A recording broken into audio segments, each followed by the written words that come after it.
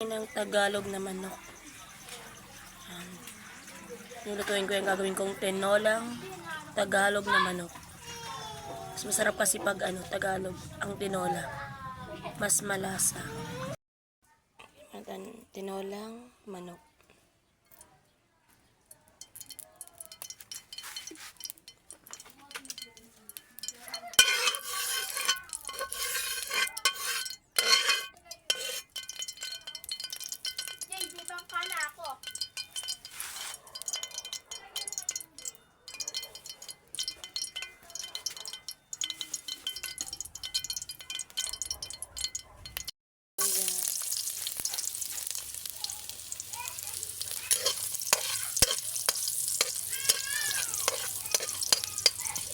Tagalog na luya para mas malasa.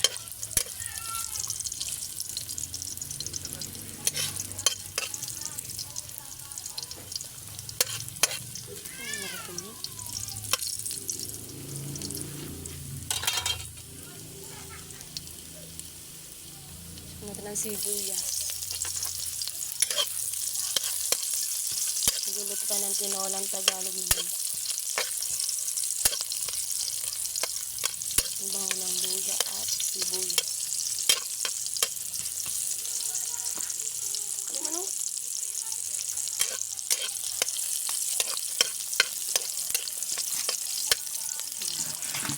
Lagyan na natin ang manok.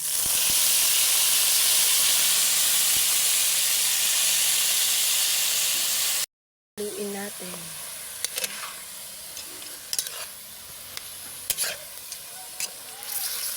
Malit na manok lang ito, kaya o kontiin yan.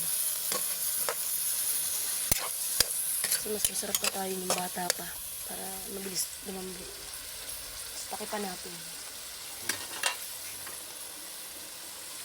Lagyan lang muna natin, bago natin takipan, lagyan muna natin ng kaunting asin.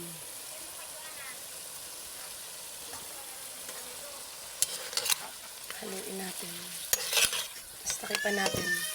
Kaya natin lumabas yung katas niya. Takipan natin.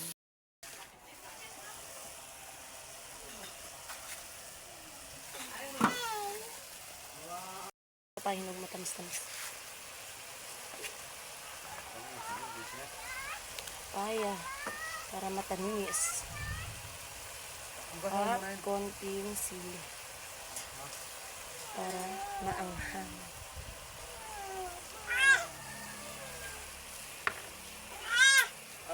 Haluin natin para lalong sumarap ang tinolang manok.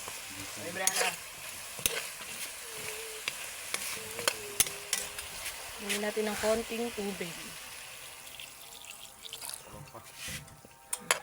Sabay takluban uli natin para lumambot ang papaya at manok. Then, ang ating tinolang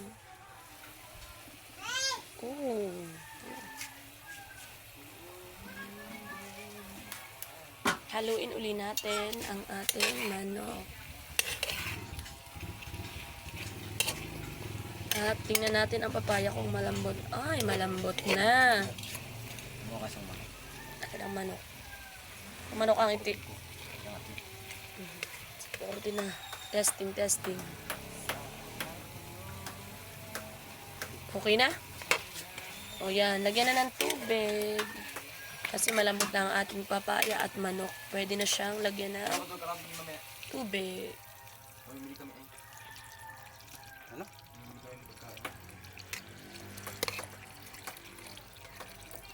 Huwag kadamihan ng sabaw at baka mawala naman ang lasa. At ang next niyan is lagyan na natin ng nugget syrup.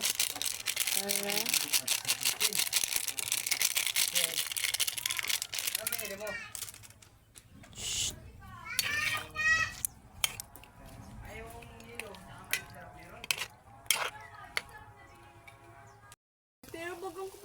Yan, kumukulo na. Ang bango talaga ng Tagalog na manok. Ang bango saan.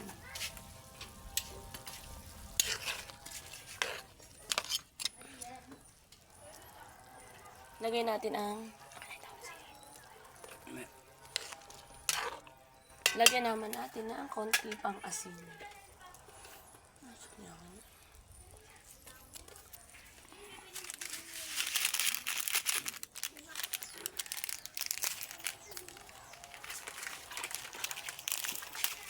Lagyan natin ng dahon ng sili para mas makulay ang ating tinolang Tagalog na manok.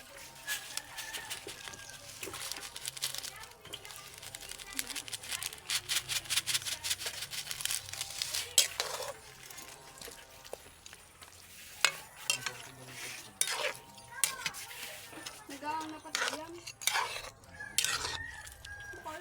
Iba dyan. Ito ng memory. Tignan natin. Sarap na. Pwede na kumain, tara na. Pakuluin lang natin ng konti, pwede na tayong kumain.